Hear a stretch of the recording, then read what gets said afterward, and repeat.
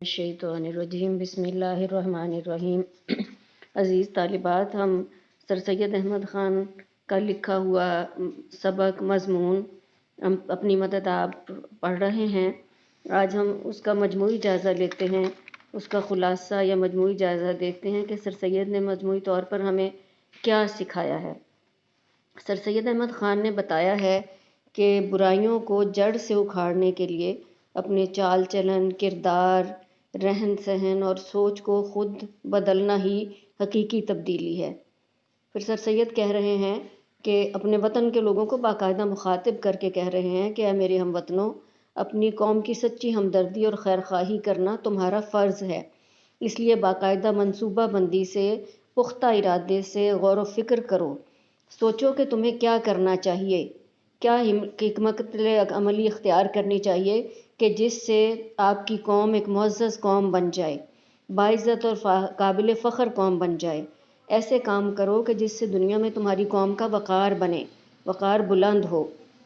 سر سید بتا رہے ہیں کہ والدین اپنی اولاد کے لیے آئیڈیل ہوتے ہیں۔ اولاد وہی کچھ سیکھتی اور کرتی ہے جو والدین کرتے ہیں۔ اکثر والدین بچوں کو اعلیٰ تعلیم دلواتے ہیں، بڑے بڑے اداروں میں داخلہ دلواتے ہیں، مگر تربیت کی طرف بالکل بھی توجہ نہیں دیتے۔ حالانکہ تعلیم اور تربیت دونوں لازم و ملزوم ہیں، دونوں اکٹھے ہوں گے تو ہی بہترین نتیجہ سامنے آئے گا۔ تعلیم کے بغیر تربیت ممکن نہیں اور تربیت کے بغیر تعلیم پر عمل کرنا ممکن نہیں ہے۔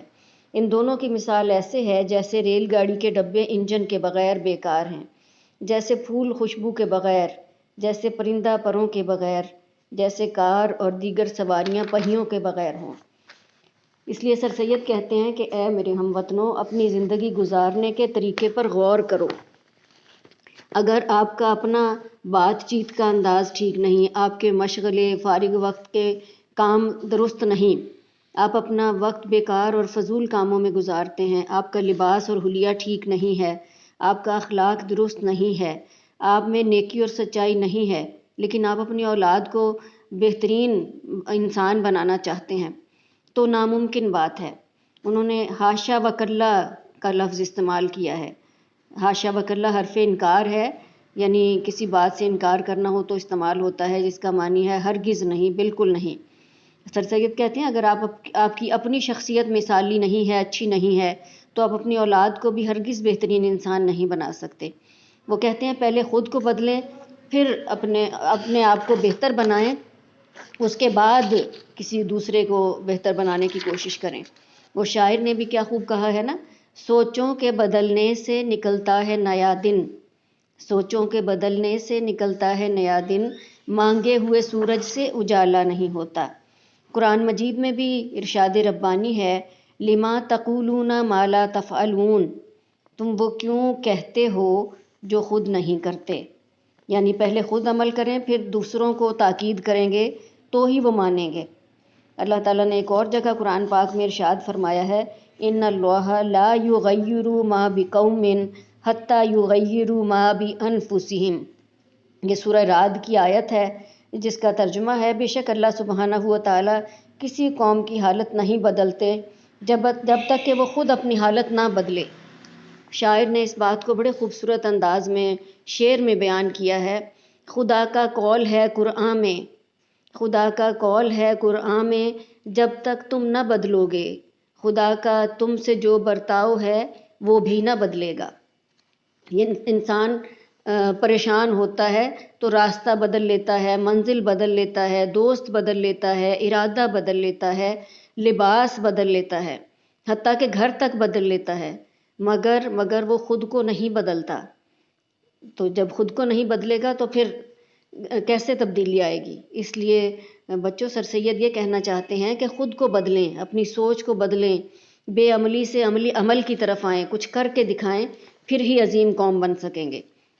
کیونکہ علامہ اقبال نے کہا تھا نا، افراد کے ہاتھوں میں ہے اقوام کی تقدیر، افراد کے ہاتھوں میں ہے اقوام کی تقدیر، ہر فرد ہے ملت کے مقدر کا ستارہ۔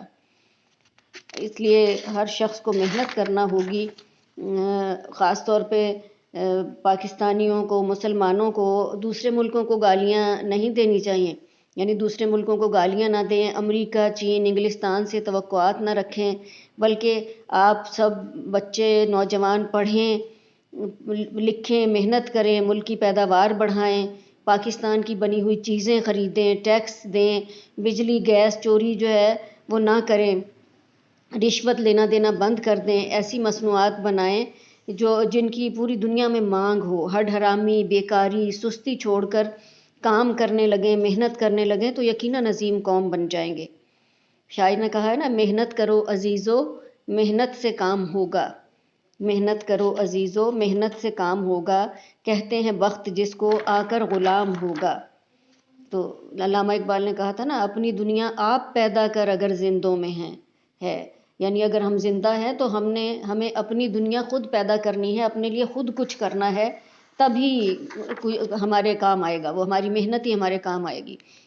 اچھا، کچھ لوگ اس سے کچھ کنفیوژن کا شکار بھی ہو جاتے ہیں۔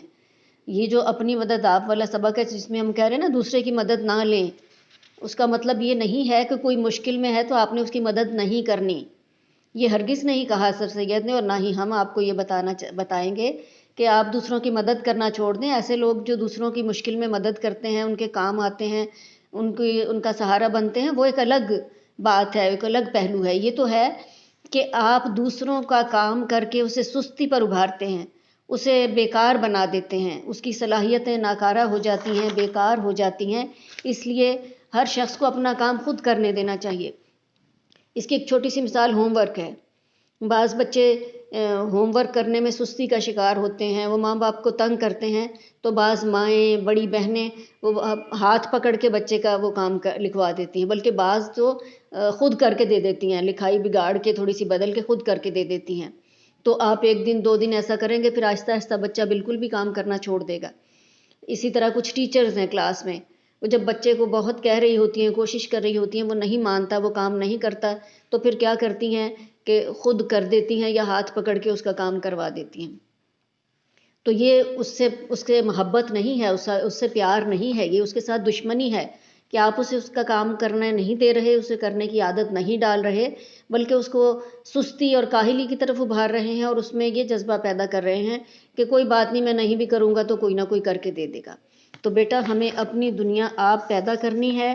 سر سید ہمیں یہی سکھانا چاہ رہے ہیں کہ مسلمانوں، تم تو بڑی عظیم قوم ہو، دوبارہ سے عظیم قوم بنو، اور کیسے بنو کہ محنت سے، کوشش سے، اپنا کام خود کر کے، اپنی مدد آپ کر کے۔ جب ہم اپنی مدد آپ کریں گے، اپنا کام کریں گے، محنت کریں گے، تو یقیناً اللہ تعالیٰ بھی پھر ہماری مدد کرے گا اور ہمارا ساتھ دے گا، ہمارے کام میں آسانیاں پیدا کرے گا، سہولت پیدا کرے گا۔ اور وہ ظفر علی خان نے کہا ہے نا، مولانا ظفر علی خان نے کیا کہا ہے، خدا نے آج تک اس قوم کی حالت نہیں بدلی، خدا نے آج تک اس قوم کی حالت نہیں بدلی، نہ ہو جس کو خیال اب اپنی حالت کے بدلنے کا۔